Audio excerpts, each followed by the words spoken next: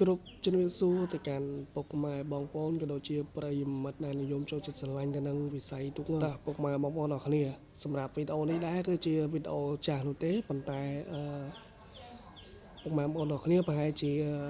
នៅចាំអីសម្រាប់ទូកងមួយគ្រឿងដែលមានឈ្មោះថាអំពរវ័នធីតារចនាមានជ័យដែលជាចំណោះ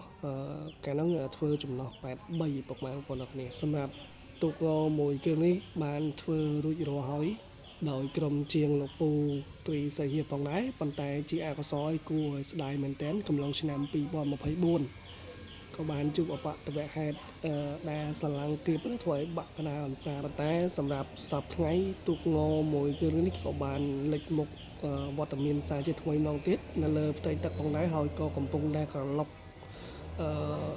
ទៅលើអ្នកខ្លាំងជាច្រើនរូបផងដែរដោយសពថ្ងៃទូកងមួយគ្រឿងនេះក៏បានបដូរឈ្មោះមកជាទូកឈ្មោះថាមហាខ្លាកហមថាប្តីសម្រាប់មួយគ្រឿងនេះផងដែរគឺថាធ្វើឲ្យអ្នកខ្លាំងប៉ាអស់ហើយពុកម៉ែបងប្អូនអរគ្នាគឺថាឲ្យតែប៉ះគឺថាដឹងតែចត់បាយហើយសម្រាប់ទូកងមួយគ្រឿងនេះណា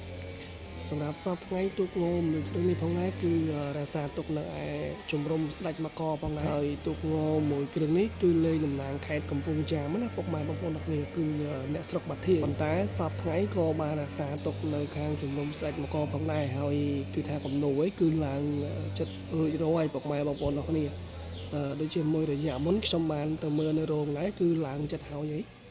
ហើយគឺថាគំនូរគឺស្រស់ស្អាតមែនតើពុកម៉ែបងប្អូនអរគ្នាអ្វីដែលចាប់អារម្មណ៍ជាងគេនោះគឺរូបខ្លាតែម្ដងគឺថាកាចមែនតើតែហាមាត់មកណាគឺជាខ្លាដំបងអញ្ចឹងពុកម៉ែបងប្អូនអរគ្នាខ្ញុំដូចជាអត់មានអ្វីច្រើនទេគ្រាន់តែជាវីដេអូចាស់នោះទេគ្រាន់តែចង់យកមករំលឹកពុកម៉ែបងប្អូនអរគ្នាថាពីមុនមកជាទូកមកពីខាងណាខាងណីអញ្ចឹងណាទូកមួយគ្រឿងនេះគឺចេញមកពីខាងត្បូងឃ្មុំនោះទេ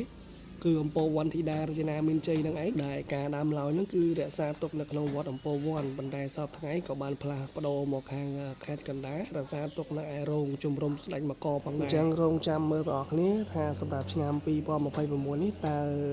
ម្ចាស់ពៀនកាលពី2025មហាខ្លាកហឹមថាប្តីហ្នឹងការនៅវត្តបច្ចេករាំងសីហ្នឹងតើអាចប៉ះជើងខ្លាំងរូបណាហើយតើមានការប្រកួតអីស្វិតឆ្វាញយ៉ាងម៉េចដែរពុកម៉ែបងប្អូនអរគ្នាណាដែលមិនទាន់បានចុច Subscribe Channel YouTube របស់ខ្ញុំអីអាចជួយចុចម្នាក់មួយទៅដើម្បីទទួលបាននូវវីដេអូទូកងជាច្រើនខ្ញុំនឹងទម្លាក់ជូនឲ្យអញ្ចឹងណា